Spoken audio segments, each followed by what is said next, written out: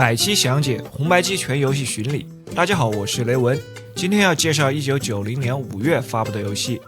5月算是淡季，游戏的数量不多，美版独占的更是只有1款。不过到了这个时期，厂商们发布的 FC 游戏大部分都是比较成熟的作品，翻车的很少了。主力厂商也都是延续之前红白机游戏的开发经验，作品的平均水准有明显的提高。下面就一起进入今天的主题。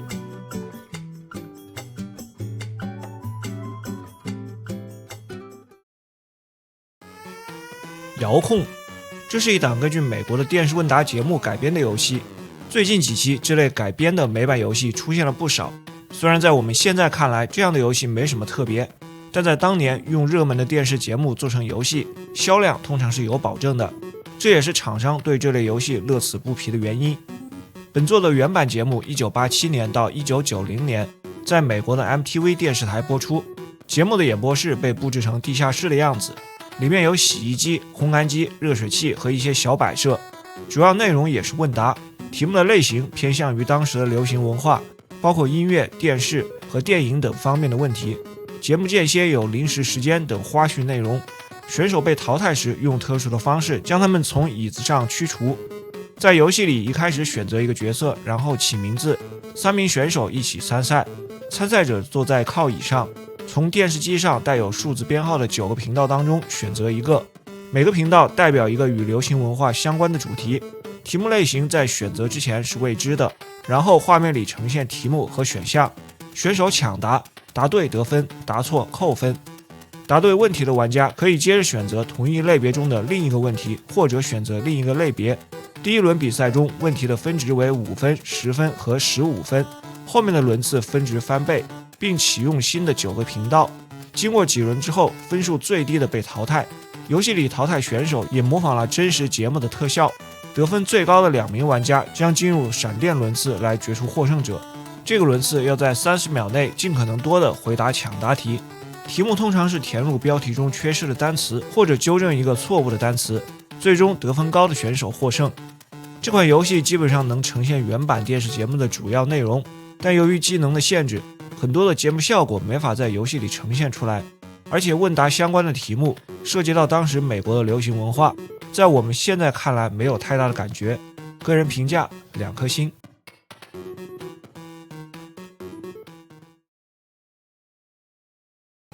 引狼传说，这是一款动作角色扮演类型的作品，游戏的开发方 ITL 又是一家由科乐美前成员组成的公司，而发行方 Pixel 作为一个小厂几乎查不到资料，这也是他们作为发行方在 FC 上唯一的一款游戏。不管是从名字还是广告的封面，这个游戏都有种似曾相识的感觉，封面的人物画风一眼就能看出味道来。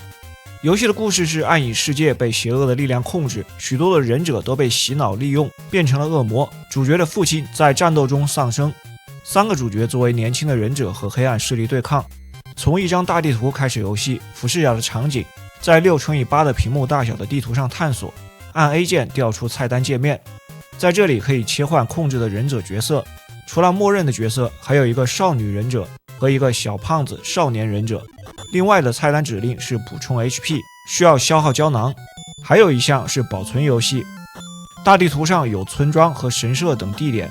到达后不能进入，它们的作用是提供一些信息，有的还能得到回复的道具。特定地点能学习少量的几种忍术。游戏里的目标是至少击败4大天王里的一个，然后消灭最终 BOSS。但3个角色一开始都很弱，需要不断的战斗提升等级和能力，才能和强敌对抗。地图上移动时随机遇敌，战斗切换到横版的场景。这时的操作有些类似影之传说， A 键挥舞小刀攻击， B 键发射有限数量的手里剑，方向键上跳跃，左右移动时按住方向键冲刺，同时按下 AB 键摆出忍者的姿势结印。 AB 键结合方向键下使用回复胶囊，在战斗中使用回复道具，角色会坐下来冥想，这个时候可能被敌人攻击。AB 键结合其他的3个方向键使用不同的忍术，3个角色都有自己能学习的忍术，包括了冰冻之术、影分身、隐身之术、水遁等等。画面顶部显示我方和敌人的手里剑剩余数量、HP 和 MP。敌方的忍者都有自己的名字，他们也能像几个主角一样的攻击方式。使用忍术以及坐下恢复体力。人物不断的战斗可能得到物品，积累经验升级，攻击力增加， HP 和 MP 的上限也会增加。开始的战斗一般只有一个忍者敌人，到了后面还会出现一些怪物或者多个敌人，足够强大后找到并击败4天王和最终的 BOSS 就可以通关。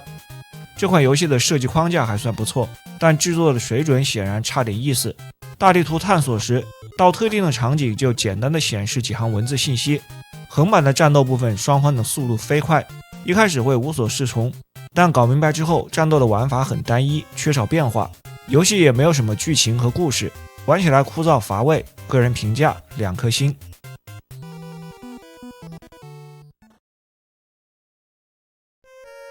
奇幻大冒险，这是哈德森发行的一款桌面策略类型的作品。游戏开发除了哈德森，还有一家叫做 OPR 的公司，他们后来改名为 Tomcat Systems。这家公司曾经参与了南梦宫的经典游戏《坦克大战》的开发。有一个故事背景的设定，在一个叫做约卡里亚纳的王国，人们过着和平富裕的生活，但一场风暴肆虐了1个月，还没有丝毫减弱的迹象。走投无路的国王咨询一位著名的塔罗牌占卜师，得知消除灾害的方法是征服其他的国家。游戏的核心玩法是将国际象棋和带有奇幻魔法元素的策略模拟相结合，在一个桌面的棋盘内，用自己不同角色的棋子发动攻击，目标是要击败对方的国王，赢得棋局。开始画面有3种游戏模式和一个游玩手册，在游玩手册里能查询每个角色棋子的属性值和特点，覆盖范围。如果有魔法的话，还会有魔法相关的说明和动画演示，非常的详细。3种游戏模式分别是故事模式、对战模式和编辑模式。对战模式是任选关卡对抗电脑或者双人对战，编辑模式能更改地图的布局。主要的内容是故事模式，有25张地图，得按照顺序通关。规则类似于国际象棋棋盘的回合制，双方通过比较扑克牌的点数决定先手，每回合只能移动1个单位，30个回合为1天。1天过后，魔法和体力完全恢复。攻击有2种方式，一种是双方的棋子接触进入交战状态，切换战斗画面，这时通过随机的方式决定扑克牌的点数，如果点数高于对方的防御值，就能造成伤害。之后对手还有体力剩余的情况下将发动反击，就这样交替进行，直到决出胜负，或者是一方逃跑。在这个过程当中，进攻方在卡牌的点数基础上加1点，逃跑失败的话减1点。如果随机选中了带有人头图案的花牌，额外增加1次攻击的机会。某些角色还拥有王牌技能，可以一击必杀对手。击败对手后，角色体力恢复最大值的 20%。第2种攻击方式是让会魔法的单位用法术攻击，前提是这一回合没有执行过战斗，直接在棋盘上执行法术，被魔法消灭的单位变成一个棺材，继续待在原位。还有回复效果的法术能治疗我方的单位，也能复活棺材里的尸体，作为召唤的角色继续战斗。相对来说，国王和王后是比较特殊的角色，在有的规则下属于特例。另外，在棋盘上，双方的领土用1颗和2颗徽章表示。当我方单位到达对方的徽章位置时，该角色会升级，能力上升，同时血量和魔法值回满。有些地图上还有宝箱，打开宝箱产生各种效果，类似于触发随机事件，有好有坏，有时甚至能瞬间扭转局势。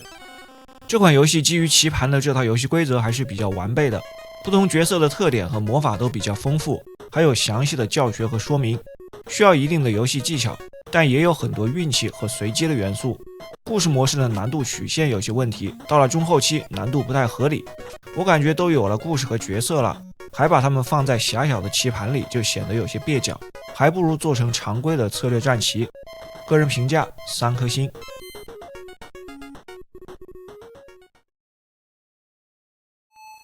热血高校躲避球部足球篇，通常也被称为热血足球，这是 Technos 旗下热血系列其中的一部作品。游戏最先由 Technos 发行了日版，之后又发行了美欧版本，日本以外的地区由任天堂代理发行，游戏名字也改成了任天堂世界杯。FC 和 NES 的版本在角色设定和游戏模式上区别较大，本作后来还推出了 PCE、MD 和掌机的版本。另外在93年 FC 上推出了续作国服军的热血足球联盟。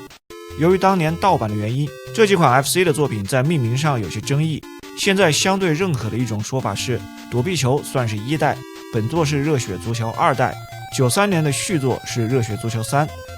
在日版里依然围绕着热血高校构建故事，学校的足球队终于打进了全国大赛，队员们一起去吃寿司，却引发了食物中毒。无奈之下，足球部的经理美沙子请求万能的躲避球部的成员顶替参赛，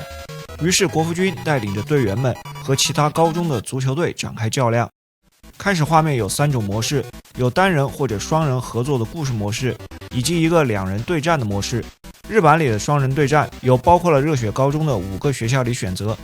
在故事模式里，控制热血高校和其他的12所高中足球队依次对战。6人制的足球赛，开赛前能设置每个队员在场上的位置，守门员加2个后卫，1个中场，2名前锋，然后确定比赛策略，包括进攻和防守策略，守门员是否加入以及队友的射门频次。来到了比赛画面后，玩家只能控制固定的1名队员，在进攻时 A、B 2个按键分别是传球和普通射门，防守时2个按键是冲撞和铲球。热血系列的特色是必杀技，球在空中同时按下 A、B 键使出必杀技，当同时按 A、B 结合左右方向键，头球冲顶使出必杀技。角色带球达到一定的步数时，按下 B 键射门，也能将普通射门转化成必杀技，但这个时机很不好掌握。队友由 AI 自动控制，但通过 A、B 键可以向附近的队友发出指令，画面左下方会显示接受指令的队友以及他们反馈是否能成功执行。同样，进攻时控制传球和射门，防守时控制铲球和冲撞。击败对手过关后有简短的剧情，随着故事推进，后面的对手难度增加。每场比赛前排布阵型的时候，下方面板上标有1的就是玩家控制的角色，可以更换。不同角色拥有各自的属性，像是速度和耐力，但这些是隐藏参数，无法查看。能够看得到的是比赛当中不同角色用出的必杀技特效不一样。对手球队的队员也拥有自己的必杀技。在 NES 版的任天堂世界杯当中，锦标赛的模式把日版的剧情删除了，高中足球队被替换成了13个国家的足球队，选一个国家和其他的队伍进行对抗。此外，这个版本的对战模式使用扩展外设，支持最多4人同时游戏。比赛当中的一些内容和日版差不多。这部热血足球突破了 FC 上足球类游戏的传统形式，各种必杀技大大丰富了游戏的趣味性，但本作的操作方式设计的不太好，特别是特殊步数的必杀技射门，游戏完成度也有些问题。对战模式的内容更是很明显没有做完，大大降低了多人游玩的乐趣。在后来的续作中，对游戏的玩法和操作方式都进行了改进。个人评价3星半。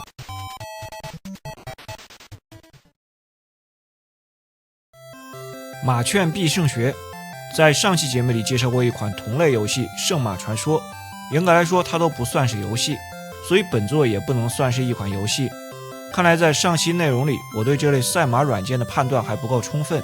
连着2个月都有，又一次刷新了我的认知。本作是 K Amusement 发行的，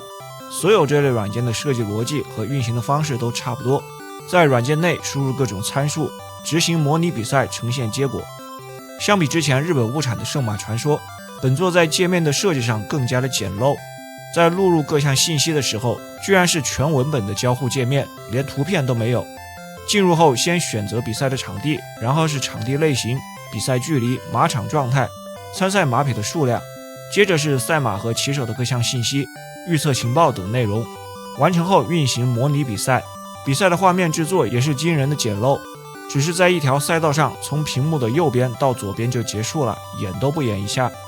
这类赛马软件讲多了之后，都让我产生了一种对马很了解的错觉。同样的设计，实在是没有什么新鲜的东西。个人评价1颗星。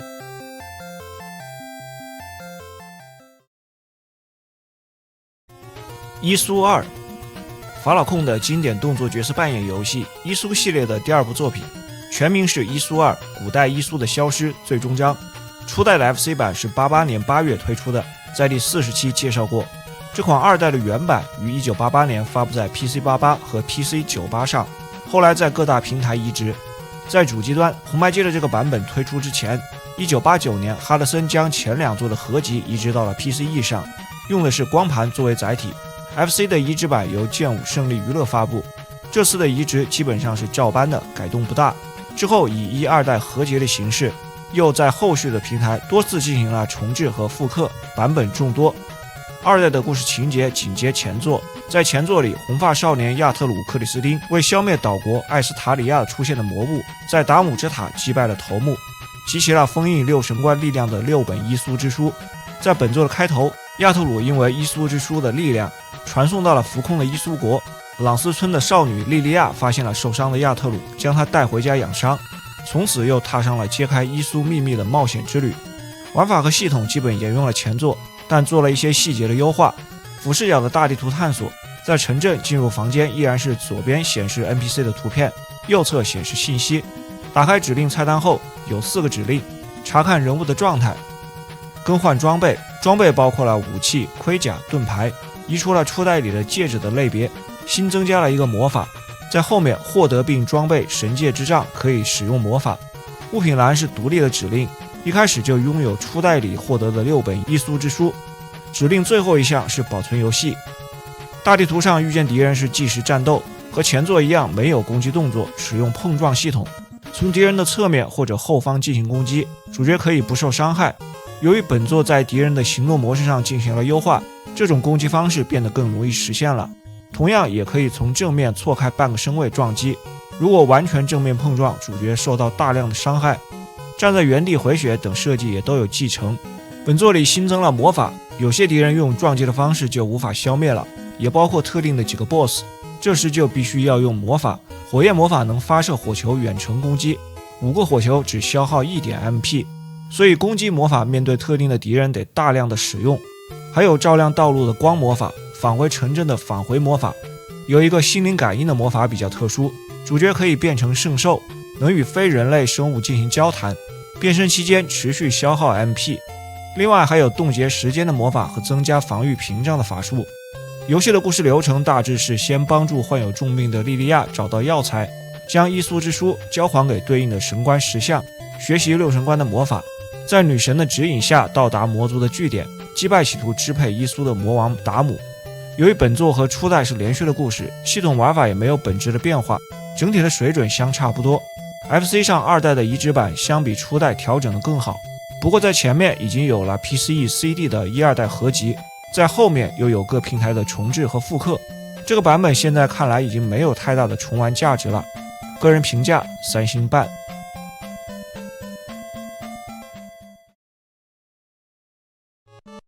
查查玩机魔传幻之金魔城，杰里可开发和发行的一款作品，使用了旗下的人气角色查查丸作为主角，属于忍者查查丸系列作品中的一部。本作也是查查丸系列里的第2款 RPG 类型的游戏。上一款 RPG 是1989年3月发布的查查丸人法杖，在第50期介绍过。和前一部不同的是，本作采用了动作角色扮演的形式。既然是查查丸系列，故事就离不开救公主。一天晚上，一位受伤的武士来到了忍者村，他告诉村民，城堡已经被神秘的怪物摧毁，城主和小樱公主也被掳走，传说中的大妖兽可能复活。为了阻止妖兽复活，得收集散落在各地的8种灵树。忍者村的长老命令拥有光之力量的查查丸去完成这项任务。在旅途中，查查丸得知一位大妖僧正密谋复活大妖兽。游戏从玩法上大量借鉴了初代的塞尔达传说，探索和战斗都是在俯视角的场景上进行，在固定画面的屏幕内移动，来到画面的边缘，屏幕滚动切换。村子里设施齐全，除了收集信息，也有杂货店和旅店。游戏的世界大致分成5个区域，每个区域都有村庄和地牢迷宫。当离开村子和迷宫时，进入一张缩略的大地图，在缩略图上移动，以此实现不同场景和区域的转换。在战斗区域，查查丸初始的武器是忍者的秤锤，攻击的动作有些像扔溜溜球。消灭敌人有时掉落金钱，也可以从地牢的宝箱中获得金币和物品，但没有经验值的设定。角色不能升级，敌人也不会掉落回复道具。击败一定数量的敌人可以恢复体力值。地牢迷宫的最深处有守护妖魔作为 BOSS， 消灭他们完成事件，查查丸获得各种灵术，同时可以提升体力和灵力的上限。灵术有发射火球和雷电这类攻击的法术，也有影分身、地牢拖出这类辅助法术，还有回复类的技能。武器的种类不多，除了2种秤锤，还有手里剑和爆裂玉。防具有盾牌和服装。游戏的流程很简单，在各地击败守护妖魔，收集灵树，最终击败幕后的黑手大妖僧，救出被绑架的小樱公主和城主。作为一款模仿初代塞尔达的作品，游戏并没有太多的新意，基础的画面和音乐还不错， BOSS 的战斗做的也还行，迷宫和杂兵战设计的比较单调，开宝箱有很多的空箱子和假箱子，降低了探索的乐趣。血量回复和敌人掉落金钱的条件过于苛刻，整体看下来游戏性差了点，个人评价2星半。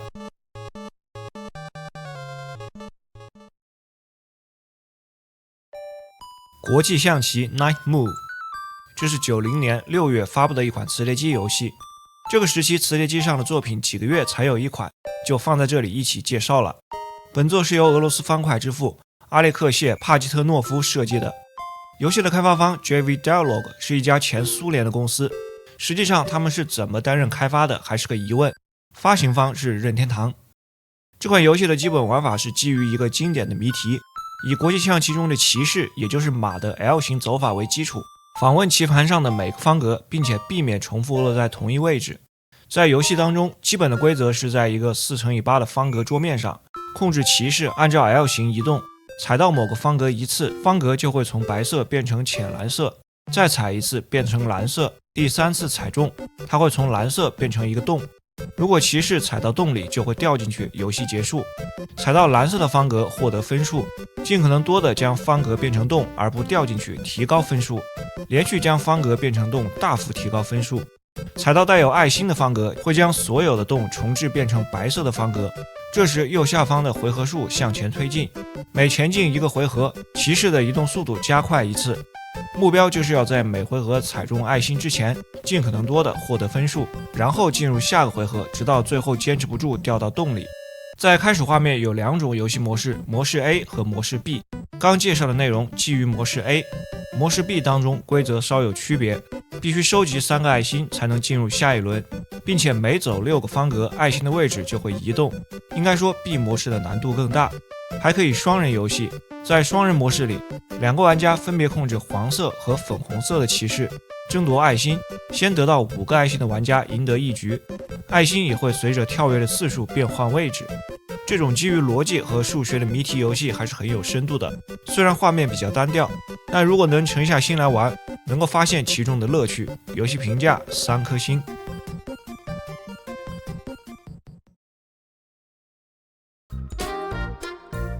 好了，以上就是本期的全部内容。如果您喜欢这个系列，还请多多点赞、评论、订阅和关注。咱们下期再见。